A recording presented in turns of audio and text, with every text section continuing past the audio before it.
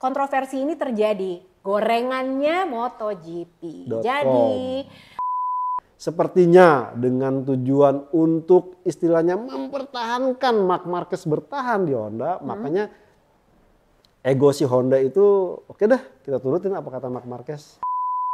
Presiden Yamaha Eropa baru aja ngomong. Betul. Semua yang kita kerjain sekarang itu semua yang diminta sama Fabio Quartararo. Iya.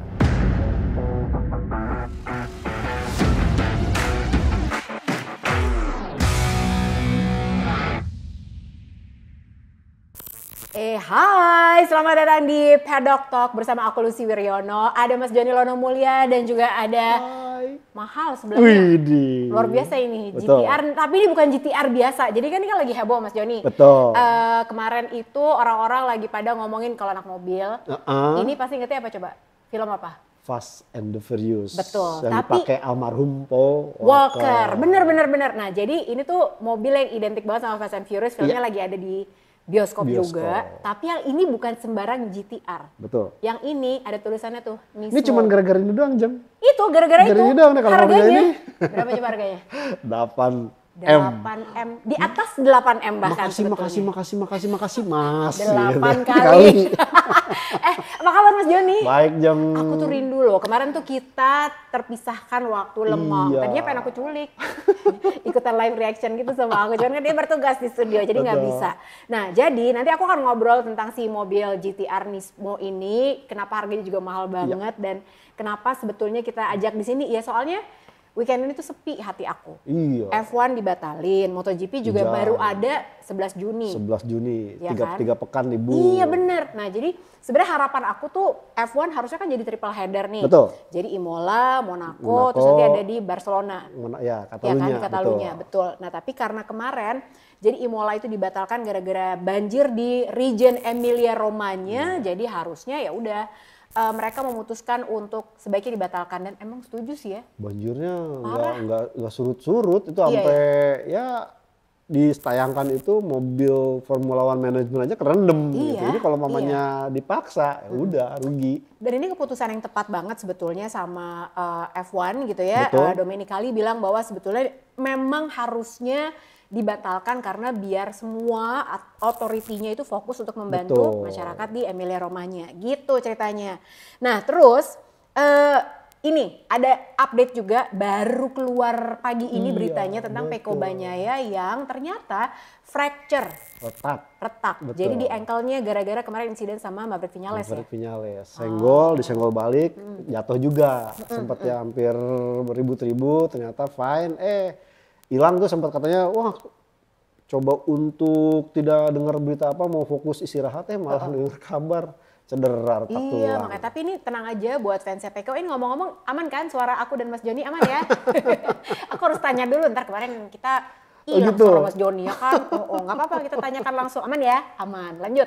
Nah sebenarnya itu udah dikonfirmasi Pecco Bagnaia tidak akan mempengaruhi performanya dia di Mugello nanti. Jadi dia bilang this won't stop me to perform in Mugello gitu katanya. Ntar deh kita ngomongin Pecco, tunggu dulu ya.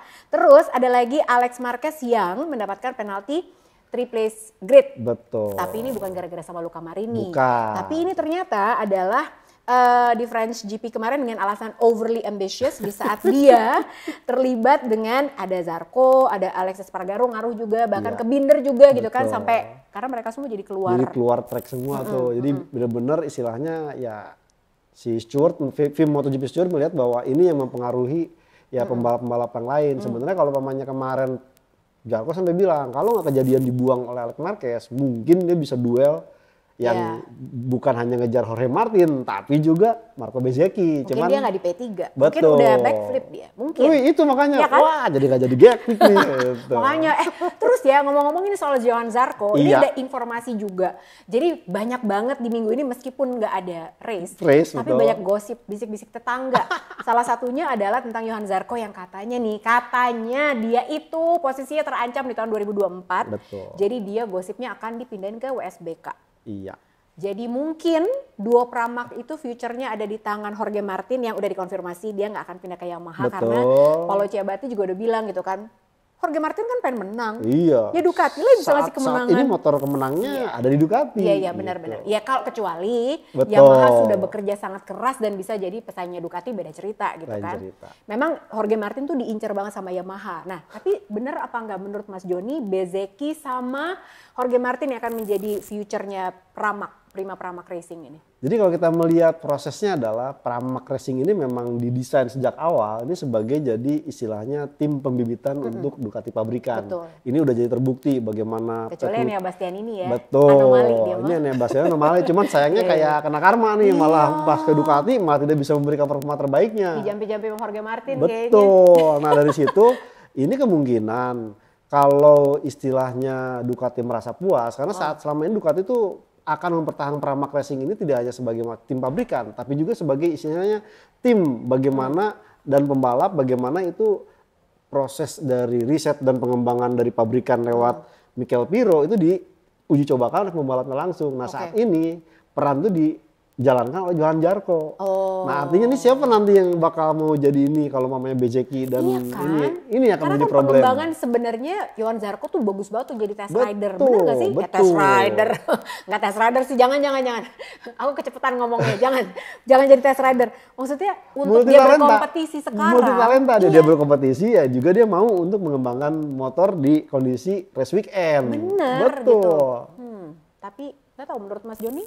Masih akan ada 50-50 nih, karena saya melihat nih tentunya yang akan menjadi sorotan awalnya adalah Enea Bastianini sendiri nih, karena ya terlepas dari nasib sial dia harus cedera cukup lama, tentu akan proses tersendiri karena ya kemarin itu kan di santer itu dibilangnya cedera baunya tidak terlalu parah dan bahkan tidak melakukan operasi, ternyata belum menemukan hasil yang terbaiknya. Padahal jadi ya sebenarnya meskipun nggak terlalu parah, tapi Davide Tardozzi juga udah bilang gitu ya, Enea tuh sebenarnya sekarang juga kita nggak bisa berharap banyak. Betul. Karena memang ternyata seserius itu gitu, fracture di scapulanya dia gitu ya, jadi nggak bisa ngarep dia bisa membantu Pecco, bukan tim order, bukan, tapi sebenarnya membantu ya kan, mereka ngejar konstruktor juga. Setuju, gitu, sampai saat ini kan kalah. Iya. Konstruktornya menang, Ducati, cuma untuk timnya Ducati Lenovo kalah sama tim satelitnya. Pecco sendirian kan? Setuju. Oke, nah tadi kita udah ngomongin tentang Alex Marquez juga, terus tentang Johan Zarco dan juga masa depannya Jorge Martin seperti apa. Betul. Nah, yang ini juga tentang yang harus aku omongin adalah tentang Augusto Fernandez.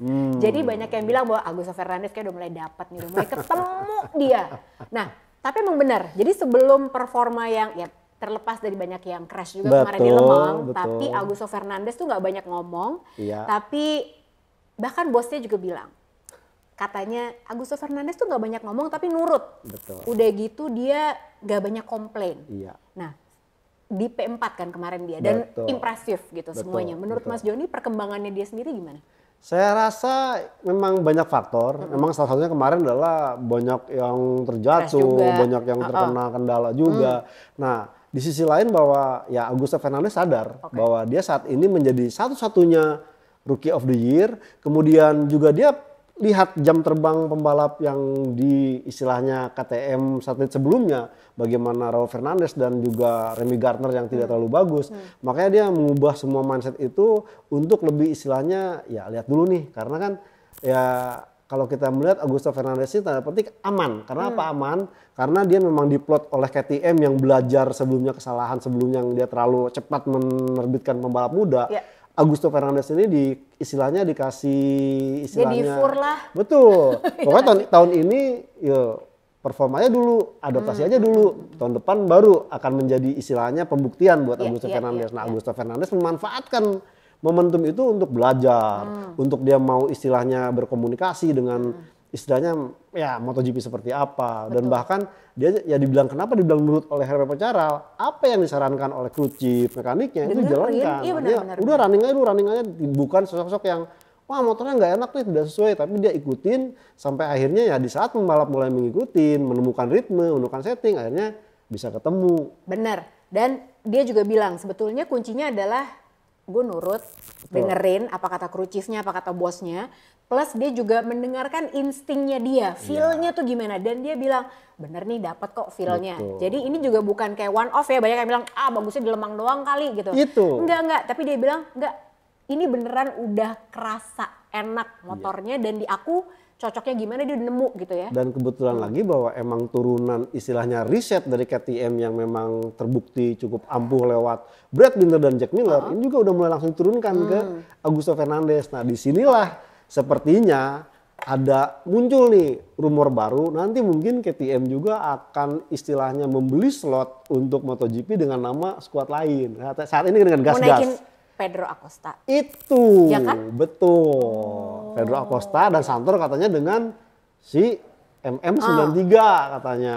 Masa sih? Ada itu mulai ramai. Terus, makanya masa? Beneran? Ya ketimbang saat ini Dorna kebingungan untuk mencari slot pengganti Suzuki yang pergi, dia sepertinya istilahnya kayak ngefur ke si KTM nih, karena saat ini KTM mulai bagus, KTM punya holding company dengan berbagai macam merek, kenapa nggak dimanfaatkan? Banyak orang Ducatinya lagi. Betul, artinya sekarang kalau kita melihat bahwa performa dari KTM sendiri ini udah istilahnya, dapat bintang, ya kalau mamanya kita di online tuh kasih Nge-rate bintang gitu dong, ya. rate-nya tuh udah bintang 5. Iya, Artinya memang yang paling progresif, paling terbukti performanya KTM. Nah saat ini ya Dorna tanda petik lagi istilahnya cari-cari nih mana yang bisa dijadikan trending topik. Nah mungkin dia mencoba untuk mengarah ke KTM. Ya istilahnya coba BMW nggak mau, coba Suzuki apalagi mungkin belum mau mikir-mikir ke sana, ya kenapa nggak KTM? Mungkin dengan brand lainnya seperti yang udah dilakukan di Moto3. Ada Red Bull gitu, duitnya banyak banget. Itu maksud saya kan? Setuju. Pinter Dorna. Jadi Dorna itu mencari mana yang duitnya nggak berseri. Red Bull tuh duitnya banyak banget, sumpah. Ya kan? Betul, gila sih, maksudnya kalau ngomongin soal inovasi gitu ya, ngomongin soal support ke dunia olahraga tuh, wah gila dia sih. mau apa? Mau extreme game ada, mau yang olahraga beneran juga, yang istilahnya profesional tuh ada, motorsport hampir semua tuh ada. Dan bahkan jangan salah, ya KTM kemarin cukup bagus itu berkat ya perusahaan di bawah naungan Red Bull, Red Bull Advanced Technology yang mengembangkan sektor aerodinamika. Betul, nah itu dia. Nanti kita ngobrol lagi ya. Sekarang kita break dulu, ngomongin yang anget-anget udah. Masih banyak yang anget sih. Jangan kemana-mana pokoknya. Abis ini aku mau ngajak masuk ke segmen AMJLM. Apakah itu? Bentar ya.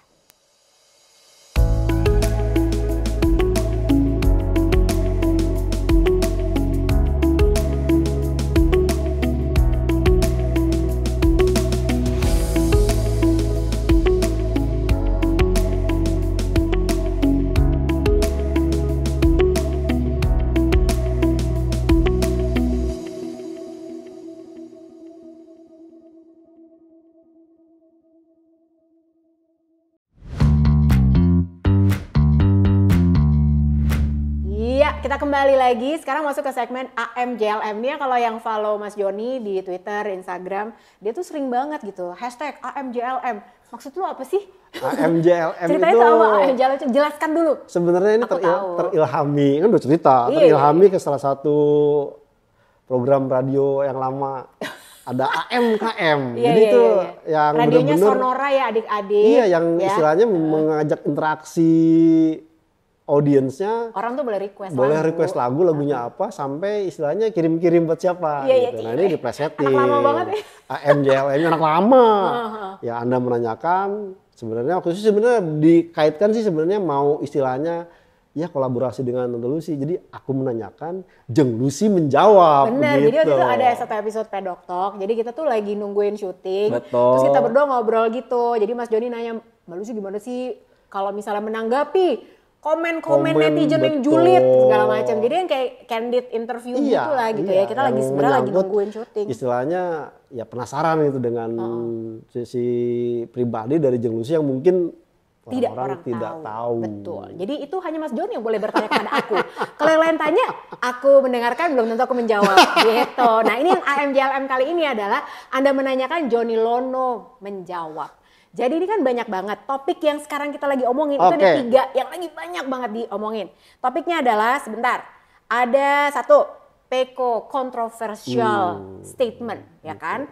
Terus udah gitu ada tentang Film Stewart. Ini kagak habis-habis diomongin. Gak habis-habis, betul. Sama Honda dan Yamaha, obatnya apa. Nah itu ada 3 topik yang akan kita bahas. Nah tapi yang menyenangkan adalah sebetulnya dia kita suruh pilih aja dulu. Mas Joni, ini kayak ibarat arisan, kita mau ngomongin yang mana dulu? Lo pencet yang tengah. Oh, pencet. Spin. Oke. Nah, dedeng. Lihat spin jadi yang spin pertama dakar. adalah kita ngomongin tentang Kenapa sih jodoh banget film Stewart ya, nih ya. Oke, kita ngomongin film Stewart. Oke, sekarang kita ngomongin soal film Stewart. Jadi film Stewart ini kenapa masih aja diomongin? Alex Marquez, tadi kan kita udah bahas, dia dapat 3 grid penalty. Betul. Terus udah gitu kemarin juga kontroversial juga tentang Marc Marquez juga, yang akhirnya dianggap sudah melakukan, bukan dibatalkan, dianggap sudah melakukan double long lap penaltinya. Nah sebetulnya yang di sini harus kita omongin adalah perhatian ke film Stewart ini mulai rame gara-gara tahun lalu. Betul. Masih ingat banget tentang Fabio Quartararo sama Alex Espargaro di Assen. MotoGP Assen 2022. Kan? Nah dari situ tuh mulai, ini kenapa sih kok keputusannya kontroversial banget segala macam. Nah pertanyaannya adalah untuk Mas Joni, sebenarnya gimana sih cara si Film Stewart itu menentukan penalti apa yang didapat? Gimana sih cara dia mereview misalnya nih kayak kemarin Pecco Bagnaia sama Maverick Viñales gitu kan, kemarin banyak yang nanya, ini salah siapa? Betul. Kok nggak ada penaltinya? Kok nggak ada hukumannya? Nah sebenarnya mekanismenya sampai keluar tuh si penalti itu gimana sih? Jadi sebenarnya kalau kita melihat dari bentuk Film Stewart sendiri, tahun dulu-dulunya sebelum ditetapkan Film Stewart itu dari 3 orang dengan diketuai oleh Freddie Spencer, ini udah ada. Cuma waktu itu prosedurnya memang istilahnya lebih cenderung istilahnya silent mode gitu. Silent mode dalam artian tidak terlalu frontal, tapi dilihat. Soalnya mic web terus yang kedengeran. Betul. Kan? Dan biasanya tuh si kondisinya tuh pasti akan di-review. Nah, review ini agak makan waktu cukup lama. Sampai akhirnya diputuskan balapan kan paling sejam selesai. Makanya kadang-kadang nih si Stewart yang waktu itu manggil pembalap-pembalapnya. Tadi lu gimana. Dan biasanya hasilnya baru akan terjadi di next race-nya. Nah, diubahlah mindset saat ini. Film Stewart itu dengan teknologi yang ada, dengan kamera yang cukup banyak, itu bertugas benar-benar melihat, artinya benar-benar tugas dia itu menjadi juri. Juri yang mana cari kesalahan yang dilakukan oleh si pembalap. Nah, problemnya adalah real time tuh ya. Real time. Nah, problemnya adalah tetap harus akan ada istilahnya jeda untuk melakukan keputusan. Nah, kalau strukturnya sendiri, Film Stewart ini masih dinaungi oleh race direction atau lebih jelasnya ada di event management. Event managerial management itu mulai dari ada race directionnya, ada film safety officer, ada CMO, ada COO. Bener-bener, nah mereka ini yang nantinya melihat bahwa membantu si Film Stewart. Mungkin Film Stewart-nya tidak melihat kejadian. Gitu kan? Betul. Nanti si A nih, si B nih. Kasih laporan ke si Film Stewart. Nah, Film Stewart dengan bermodalkan mungkin mana kameranya, dia akan lihat, oh ini kesalahannya ini. Nah, ini yang menjadi problem sebenarnya. Di saat kejadian terjadi, terus proses keluarnya hukuman itu pun tanda petik butuh proses dan ya 3 lap kemudian baru keluar. Ini agak lama meskipun sudah coba diakali langsung instan gitu lewat dari display bahwa si A nih melakukan kesalahan jadi kena hukuman. Tapi lagi-lagi di saat kemudian yang terjadi adalah ya itu bias atau lagi-lagi si Film Stewart ini melihat bahwa objektivitasnya dipertanyakan gitu kan? Karena antara si pembalap yang merasakan dengan Film Stewart yang di atas dengan kamera ini ya jadi hal yang berbeda. Padahal si pembalap yang melakukan bahwa ya ini benar-benar bukan maunya kita, tapi si Film Stewart melihat wah enggak ini masuknya membahayakan pembalap yang lain. Nah gitu. itu dia yang aku nggak ngerti gitu ya, mungkin pedok crew tuh juga yang nonton nggak ngerti gitu. Contoh yang paling nih akan dikenain sekarang nih nanti di Mugello adalah Alex Marquez. Betul. Alasannya, kan kita suka nggak tahu nih. Benar tadi Mas Joni bilang objektivitasnya dipertanyakan. Nah kalau aku lebih ke alasannya, Mas Alex Marquez dibilang overly ambitious. Bukankah itu modal menjadi seorang pembalap? Nah, ya kalau gue kagak ambisius, gue kagak jadi pembalap dong. Cuman kalau kita melihat kemarin bahwa ini adalah faktor dari istilahnya ya lagi-lagi nih saya lebih cenderung menyalahkan ke sprint race. Kenapa sprint race ini terlalu ambisius, jadi pembalap kehilangan waktu untuk melakukan uji coba, pembalap jadi istilahnya stres, dan dia kadang-kadang juga agak sirik gitu melihat pembalap lain yang tiba-tiba kok di sprint race bisa bagus, gue juga bisa. Akhirnya melupakan segala macam ini ambisi yang keluar, sikat. Nah efeknya apa? Dia tidak sadar bahwa apa yang dilakukan itu membahayakan. Jadi dan berefek ke rider lain. Itu, nah kemarin itu kalau kita melihat Alex Marquez kenapa kena penalti 3 posisi, dia itu membuang beberapa pembalap di tikungan yang notabene sebenarnya dia tidak perlu lakukan itu, dia tidak dapat masuk tikungan di sisi dalam, tapi dia coba akhirnya ya maksa. Tapi sebenarnya Alex Marquez itu udah bukan pertama kali loh kayak gini. Betul. Ya nggak sih? Sebenarnya aku ya kali ini aku setuju sama Film Stewart karena kayak Alex Marquez, hokinya banyak. Itu. Kali ini habis. Ya, cuma kemarin ya tanda petik masih agak diuntungkan, itu hanya buang pembalap. Iya, bener. Coba kalau mamanya Johan Zarco jatuh, Brad Binder jatuh, itu pasti hukumannya akan lebih berat lagi. Iya, benar. Nah, kalau ngomongin soal Tim Stewart, menurut kemarin nih Mas Joni ngelihat Maverick Vinales sama Pecco Bagnaia itu murni racing incident atau apa? Dan harusnya ada penalti atau enggak? Salah siapa juga? Betul. Jadi ini problemnya adalah agak sedikit istilahnya Tim Stewart tuh diuntungkan karena dua-duanya DNF.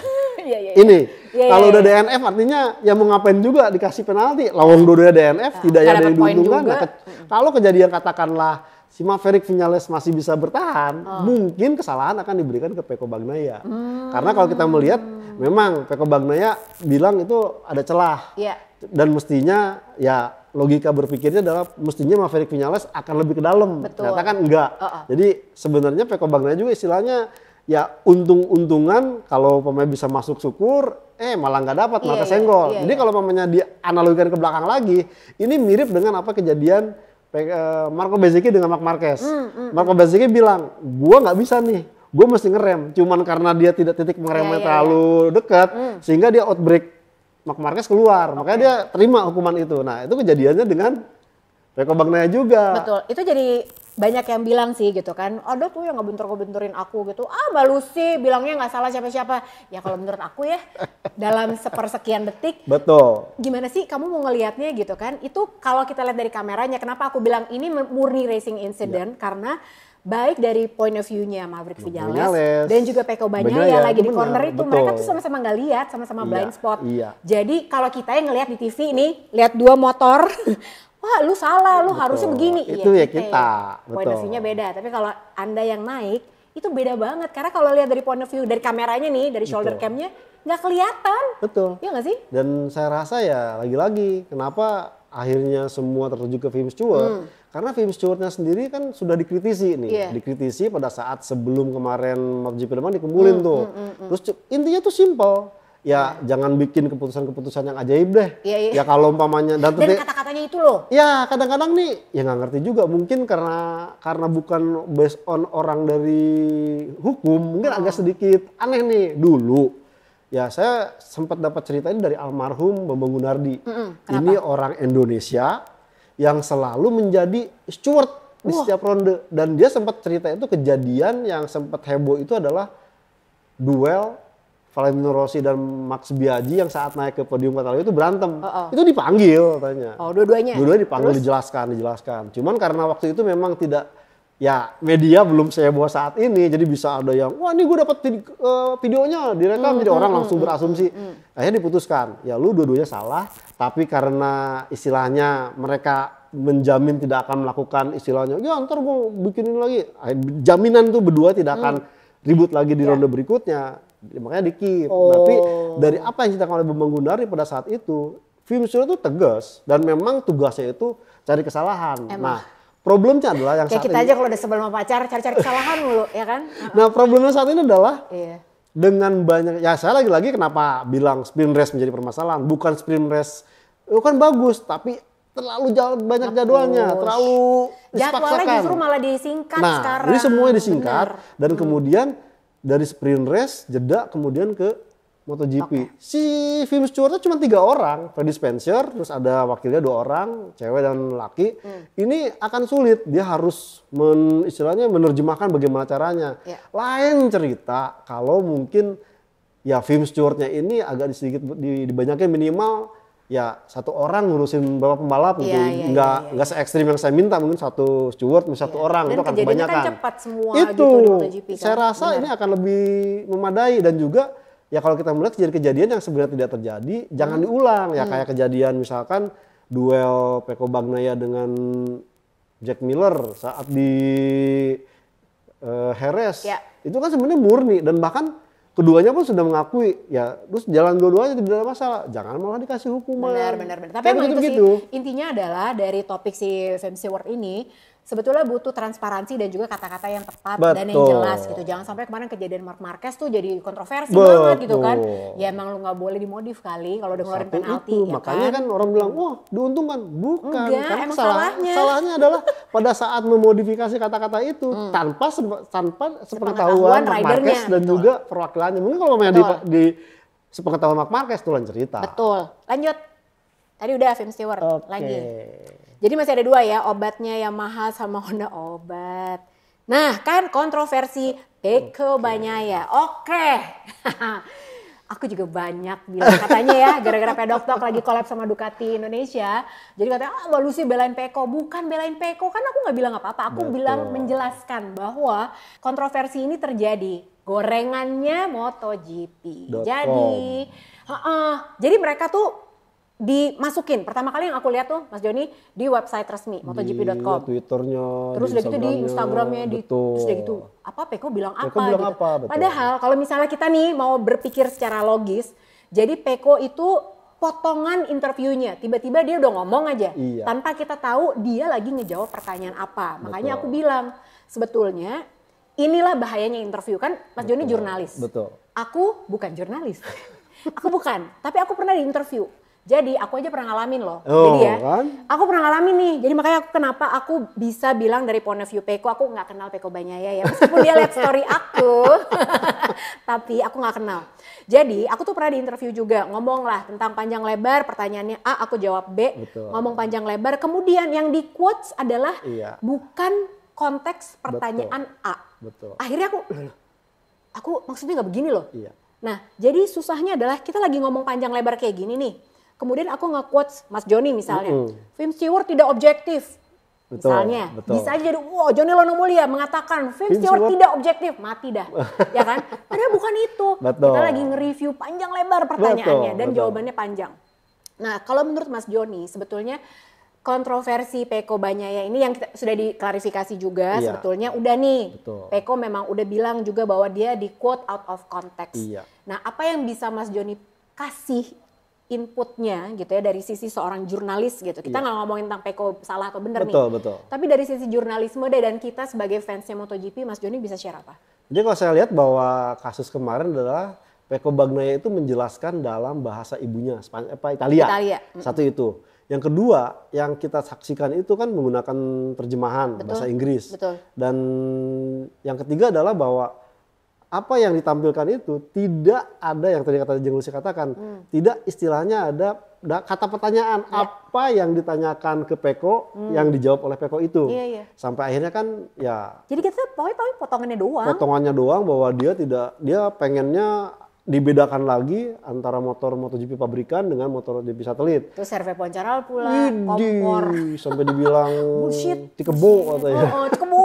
Tikebo kan itu kan nunduk kan? Nunduk. Tekebo gitu. Iya, tekebo.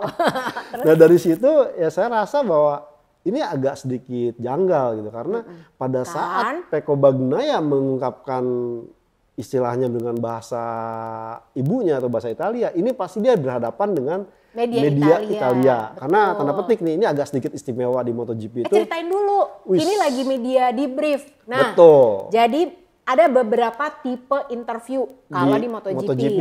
Jadi yang resmi yang dilakukan sama MotoGP.com nih kan ada tuh yang medianya Dorna gitu kan. Itu langsung di depan resmi disiarkan ke seluruh dunia. Dan biasanya dalam bahasa Inggris. Itu media scrum. Nah kalau ini media debrief tuh apa? Media debrief ini lebih kecil lagi, artinya benar-benar biasanya si tim atau si pembalap itu udah mensortir nih jurnalis atau wartawan yang boleh ikut. Nah kebetulan karena kemarin dari Italia, otomatis tuh dari Italia semua. Nah kenapa saya sempat bilang, wah ini Dorna agak menggoreng karena saya sempat. Dan biasanya nggak boleh direkam. Betul, dan tidak boleh direkam dan kalaupun nggak boleh direkam pakai video. Ya, direkam. Cuma suara. Ya, ataupun kalau mamanya itu dia dalam artikel pasti nguat ke media Italia yang diterbitkannya. Nah kemarin tuh sampai akhirnya saya sempat tidak ada quote-nya. Saya browsing juga ke istilahnya jurnalis-jurnalis Italia yang akhirnya menjelaskan bahwa enggak begitu. Intinya Pecco Bagnaia itu pertanyaannya adalah ya kemarin kecelakaan. Terus dari safety-nya dari mana? Nah Pecco menggambarkan bahwa analoginya bahwa kondisinya bahwa kalau kondisinya itu sebenarnya simpelnya adalah MotoGP saat ini tuh tidak beda jauh dengan Moto3 dan Moto2 yang menggunakan mesin sama, kemudian pembalapnya pada bernafsu semua sehingga melupakan faktor safety. Semua pengen menjadi yang pertama. Nah, dengan motor MotoGP, apalagi kita lihat di 2 sirkuit kemarin tuh Jerez dan Lemang, ini sirkuit konvensional, sempit. Mungkin lain cerita kalau sirkuitnya yang lebar tuh segede gambreng 25, lebarnya 25 meter itu kayak kemarin yang Brad Binder yang bikin jadi berita, wah hebat banget 15-1. Itu dimungkinkan, tapi dengan kondisi nanti sirkuitnya menghadapi sirkuit-sirkuit yang kecil betul. Ini merepotkan. Makanya Pecco Bagnaia bilang, mungkin kalau dianalogikan akan berbeda dengan saat ada Fantastic Four. Kenapa Fantastic Four? Karena memang Fantastic Four itu pembalap-pembalap pabrikan semua. Dan gapnya waktu itu gede-gede banget. Dan bahkan Pecco Bagnaia bilang kalau boleh usul ya mungkin untuk lebih safety lagi ya agak sedikit dibedakan. Tapi dia nggak bilang bahwa harus satelit itu dikebiri betul. Loh. Enggak. Ya nggak akan mungkin lah. Ya dia kayak ntar ada pepatah Pecco Bagnaia lupa kacang sama kulitnya. Pecco itu besar karena dari tim satelit. Makanya jadi orang-orang tuh banyak yang bilang kan, Pecco panik, Pecco takut saingan, Pecco merasa terancam. Enggak. Jadi makanya harus tahu dulu konteks pertanyaannya apa. Jadi kalau misalnya masih mau debat juga nih, misalnya di kolom komen nih masih pada Mbak Lucy nih, terserah. Kalau Anda tersesat nggak mau denger, itu bukan urusan aku, bukan urusan Mas Joni. Tapi yang paling penting adalah yang bisa di-share sama Mas Joni di sini adalah kita harus tahu konteks pertanyaannya apa. Kita harus tahu secara garis besar lah gitu. Jadi utuh ngelihatnya, jangan cuma potongan-potongan gitu ya. Karena kan pada saat klarifikasi itu Pecco sempat silent mode tuh 3 hari tidak ini dan dia itu jadi nggak tahu apa-apa. Dia tahu apa-apa dan sampai akhirnya itu klarifikasi itu karena ada istilahnya check and balance dari jurnalis. Ini lu bener mau ngomong gini nggak? Akhirnya kan dijelaskan. Muncullah klarifikasi yang dijelaskan oleh Pecco Bagnaia. Di garis bawahi, klarifikasi bukan ngeles. Betul. Ya, jadi kalau salah jangan tambeng Pak, dengerin. Oke? Nah lanjut. Berarti ini yang terakhir. Oke. Nggak usah mencet lagi ya. Nggak usah. Ini yang paling banyak diomongin ya kan. Jadi kemarin itu yang menjadi pembuktian adalah tentang sasis Kalex. Betul. Aku nih pokoknya hari ini kan mau ngomongin soal obatnya Yamaha sama obatnya Honda. Betul. Nah konon katanya si Kalex ini adalah menjadi obatnya Honda. Terus udah gitu banyak yang bilang Kalex ini kok bisa ya? Padahal kalian tahu nggak? Jadi ya Kalex itu sebuah perusahaan kecil yang kayaknya yang kerja di sana nggak nyampe 10 orang deh. Betul. Ya kan, bahkan katanya cuma 8 orang tuh Betul. yang mikirin bikin sasisnya gimana. Iya. Dia udah mendominasi Moto2 sampai 10 tahun. Kenapa sih bisik-bisik tetangga? Aku deg-degan deh, aman kan? Soalnya aman kan? Soalnya di belakang pada nggak apa-apa. Mau break dulu? Oke. Oh yaudah, oke, siap. Nah jadi tadi aku terganggu akan bisik-bisik tetangga, jadi kita lanjut sekarang ya obatnya Yamaha sama Honda. Jadi tadi soal kita lagi ngobrol gitu-gitu di belakang gitu kan, aku deg-degan, kenapa? Apa suaranya nggak ada lagi? Nggak aman. Jadi Kalex ini katanya akan menjadi obatnya Honda. Nah ini juga aku agak sedikit deg-degan gitu kan kemarin. Iya Kalex sih ngomong-ngomong jagoan juga gitu. Perusahaan kecil yang bikin sasis mungkin cuma 8 orang, pokoknya nggak nyampe 10 deh yang kerja di Kalex. Tapi dia mendominasi Moto2. Udah 10 tahun. 10 tahun. Ya, iya. 10 tahun loh di Moto2.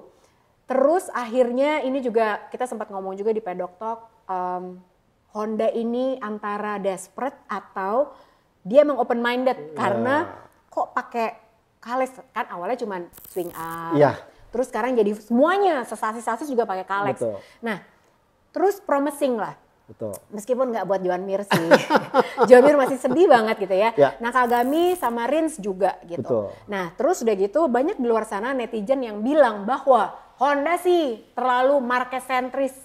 Sebenarnya bukan cuma saat Marquez aja sih Kak.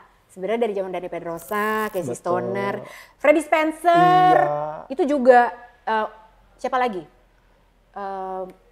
Rider Honda yang pokoknya jadi pusat pengembangan. Ya itu. Siapa? Mick Doohan. Iya bener. Jadi sebenarnya semua itu memang berdasarkan satu referensi rider yang paling cakep tuh siapa gitu ya. Nah tapi sebenarnya kalau menurut Mas Joni apakah betul si Kalex ini menjadi obatnya Honda? Ada dua pandangan sih kalau saya rasa. Karena satu hal adalah melihat kondisi Marc Marquez yang saat ini ya saya bilang tidak seperti saat dia sebelum 2000 kejadian insiden cedera. Karena pada saat itu dia mampu memberikan feedback, kemampuan, apa yang emang membuat formula motor Honda RC235 itu didaya. Nah saat dia kemudian cedera, plus yang paling memiriskan adalah pada saat Mandalika. Dimana sebenarnya udah dapat, dia udah mengubah segala macam geometri sasis, kemudian juga elektronik. Tiba-tiba karena Mandalika baru, diselang takut kenapa-napa, diubah konstruksi bannya. Marc Marquez kehilangan grip belakang hingga akhirnya high side cedera, nambah lama. Nah dari situ sebenarnya problem itu kayak hilang momentum di situ ya. Udah istilahnya udah pede, udah dapat, ganti ban berubah lagi. Kemudian ya coba ke Paul Espargaro juga nggak dapat. Akhirnya apa? Kemudian diputuskanlah sampai akhirnya kembalinya Marc Marquez coba semua berbagai macam hal sampai akhirnya ya terakhir itu dia coba, gue pengen cobain Kalek dong. Karena apa? Karena bukan apa-apa, karena satu hal pada saat menggunakan sasis swing arm karbon itu Marc Marquez rigid banget. Marc Marquez bisa karena waktu sehat itu dia tidak peduli ada tanda atau siapa, yang penting limitnya dia tahu. Jatuh berarti itu limitnya. Nah karena sering jatuh ini takut bermasalah lagi dengan kondisi fisiknya, makanya dia pilih dengan swing arm aluminium. Nah sebenarnya dengan aluminium yang produksi Honda pun tidak ada persoalan. Cuman ya satu hal, Honda melihat referensi apa yang diinginkan oleh Marc Marquez ini istilahnya kayak kode keras. Kenapa kode keras? Kalau sampai pemainnya nggak digubris, kemudian hasil 2002 sampai sekarang belum berbuahkan hasil, Marc Marquez pun kalaupun menang ya 2021 itu agak sedikit hoki karena Francisco Bagnaia jatuh. Makanya dia kemudian coba, enak nih pakai Kalex. Nah makanya sepertinya dengan tujuan untuk istilahnya mempertahankan Marc Marquez bertahan di Honda, makanya ego si Honda itu oke dah kita turutin apa kata Marc Marquez. Tapi bagus juga sih sebenarnya ya, karena yang menarik, jadi Kalex itu kenapa sih emang ngaruh banget gitu. Jadi pas aku baca-baca, apa sih yang bikin si sasis Kalex ini menjadi kayak obat lah gitu, mungkin bisa jadi obat jangka panjang buat Honda. Jadi ternyata si Baumgartner ini dibilang, Kalex Engineering. Bener, jadi ini bosnya Kalex. Nah dia bilang katanya, dia tuh juga sebenarnya pernah ngurusin mobil juga gitu, tapi dia bilang kalau motor tuh aku lebih suka. Karena motor tuh kayak black hole katanya. Jadi bener-bener mengandalkan feeling dari ridernya. Betul. Gitu. Nah terus makanya dia bilang, jadi ya si sasis ini perlu banget punya fleksibilitas tertentu. Di saat dia lagi high lean angle. Jadi misalnya pas dia lagi belok tuh penting banget. Gimana caranya harus bisa belok, tapi juga nggak yang lembek-lembek amat. Tapi juga bisa menunjang gitu kan. Begitu dia keluar dari corner tuh dapet gitu. Nah jadi emang sebenarnya pinter banget ya, berarti pendekatannya dia apa sih, approach-nya apa beda? Katanya ada yang kalau sasis tuh ada yang press, nah si Kalex ini enggak gitu. Ya, satu hal itu tadi, dari segi teknologi, meskipun orangnya sedikit, teknologi yang dikembangkan oleh Kalex Engineering ini benar-benar istilahnya mesin itu pakai CNC.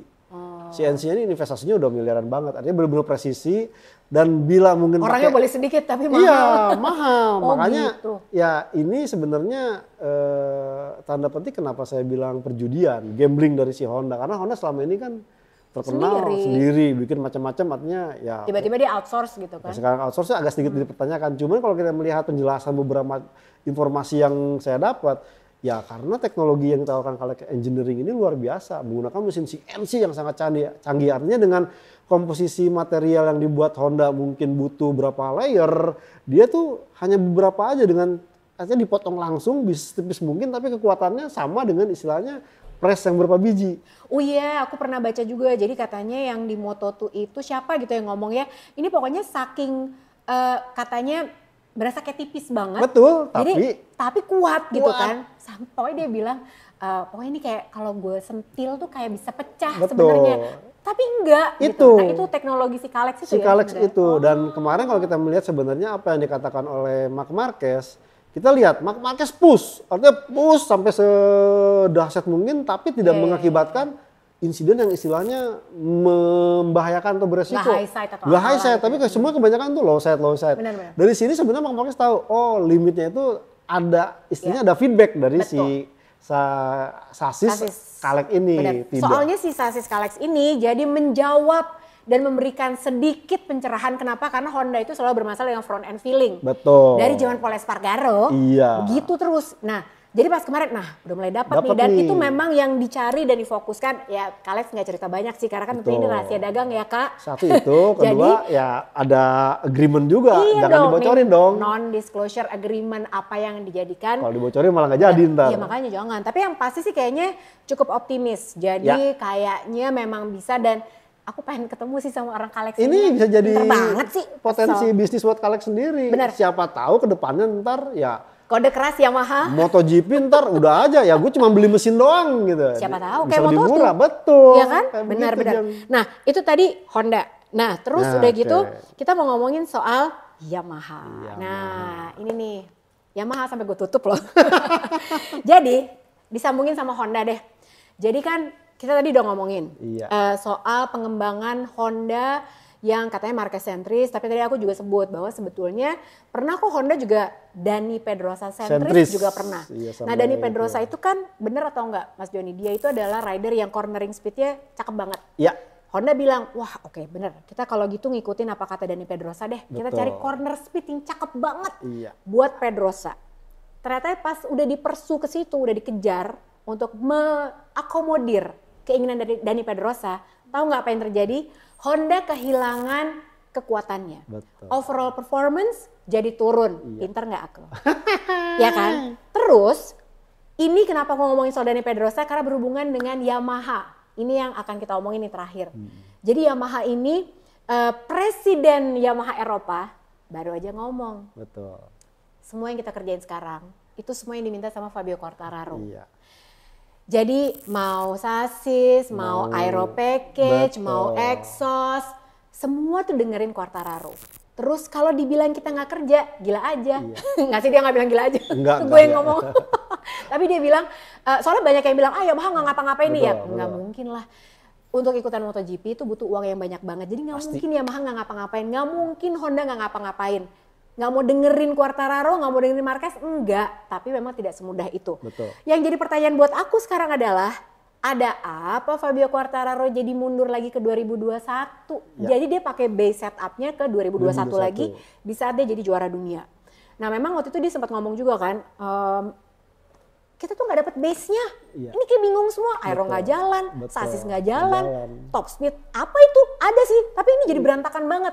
Ya loh, aku kayak, lama-lama capek juga dengerin Quartararo ngeluh mulu. Nggak, karena ngeluh mulu gitu kan. Nah, menurut Mas Joni, pendapatnya dia mundur ke 2021 itu apakah ini langkah yang bijak sebetulnya nyari base 2021? Jadi sebenarnya dia udah coba segala macam hal yang baru nih. Terlebih dengan istilahnya ada improvement dari top speednya.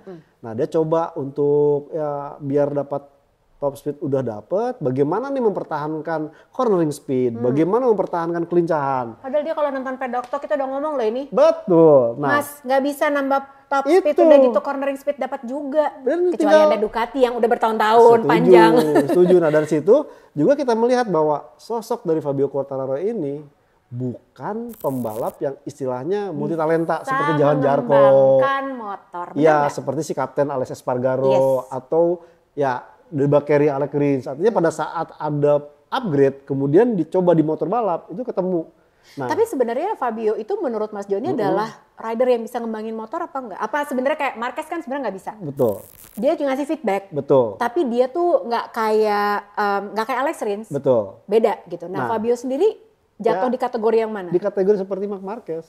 Dia jago aja emang. Jago, gitu ya. tapi pada saat memberikan feedback, dia pada saat dikasih barang baru, ya dia nggak bisa menemukan, nih barunya tuh di sini tuh terus apa yang harus dilakukan tuh nggak bisa. Sebenarnya sama kayak Peko Bagnaia juga sih. Betul. Peko tuh juga nggak bisa ngembangin motor, makanya dia begitu dites macam-macam dia bingung. Iya. Ya kan? Nah makanya di Ducati ini sebenarnya agak tertangani soal gap pergantian itu karena ada test rider, kedua ada pembalap multi talenta. Benar. Nah sementara Yamaha sebenarnya ini udah diomongin pada saat Valentino Rossi masih di Yamaha 2018 yang dia ke Jakarta. Ya kita butuh test team.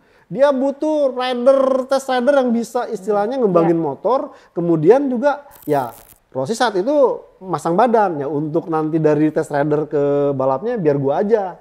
Nah pada saat karena itu. Karena dia bisa memang. Betul. Buktinya apa? Dengan Rossi mentransfer apa yang dikembangkan oleh Yamaha pada saat itu. hasilnya Vinales bisa menang. Kemudian ya jangankan juga waktu Jorge Lorenzo menangan mulu. Nah kemudian Rossi dipangkas tuh porsi perannya, bahkan dipindahkan ke tim satelit. Udah, fokus ke siapa? Vinales boncos, ngamuk-ngamuk sampai akhirnya putus kontrak, ya kan? Yamaha-nya di Nah, terus sebenarnya Yamaha sadar kalau tidak mempertahankan, waktu itu udah mulai habis kontrak kan akhir musim kemarin.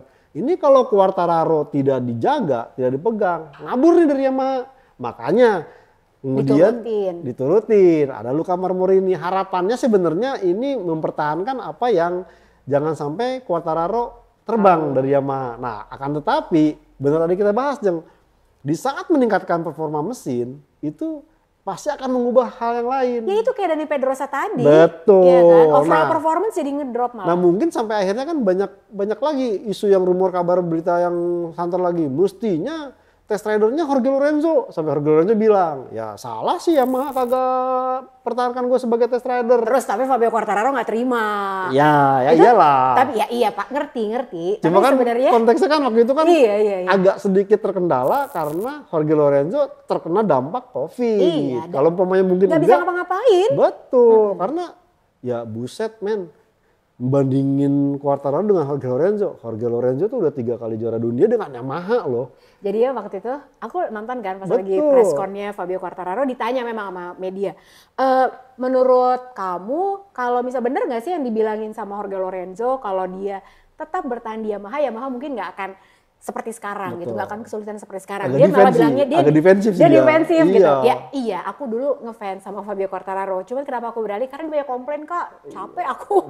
Lama-lama gue bosen juga. Jadi aku kurang setuju sama pendapatnya dia bilang. Menurut aku Jorge Lorenzo gak akan bisa ngapa-ngapain. What?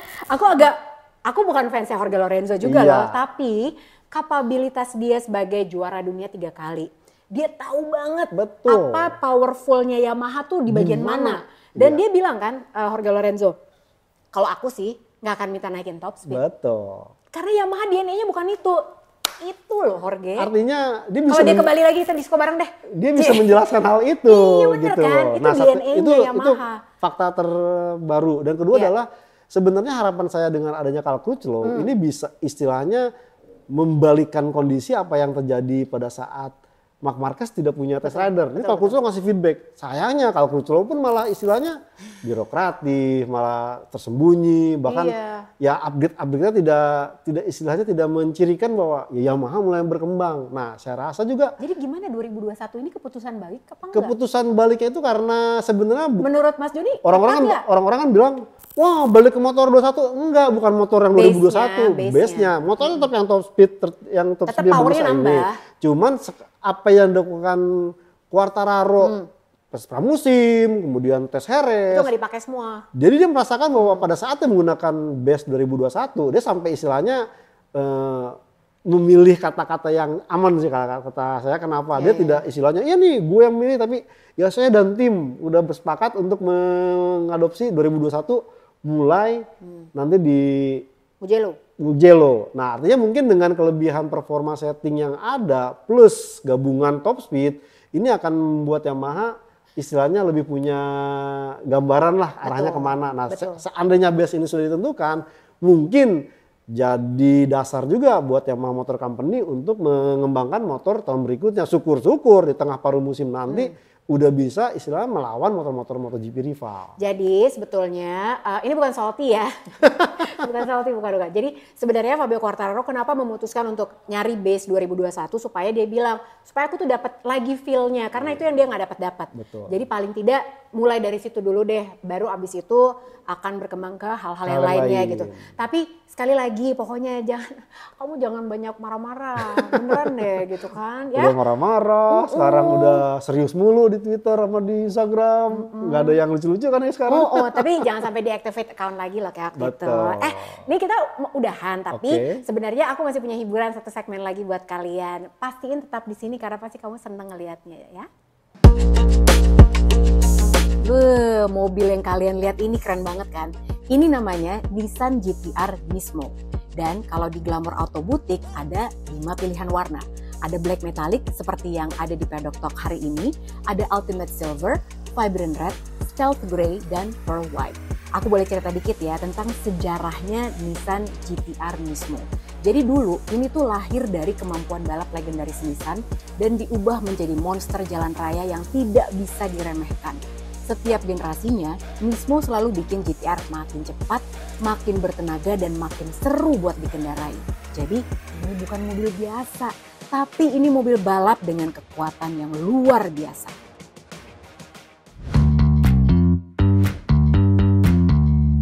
Jadi udah ya, aku tahu nih episode ini pasti banyak banget yang ngomong, gila Mbak Lucy salty abis ke Fabio Quartararo. Enggak, tapi salty apaan? salty itu nyinyir, kayak netizen ke aku. Dari SALTY? Iya, dari salty. kata dasar Asin. Asin. Aku nggak tahu kenapa dibilangnya asin. Asin, asin tuh bukan nyinyir kan? Kamu kurang muda deh, makanya jangan jawab bapak-bapak dong. Kita harus tahu salty itu apa. Makanya langsung dikonfrontir. Jadi saya nambah pocket lagi. Jadi aku kasih tahu ya. Jadi jangan bilang julid sih, selesir lah gitu. Salty, Azek. Ingat ya, itu kamus pedok tok.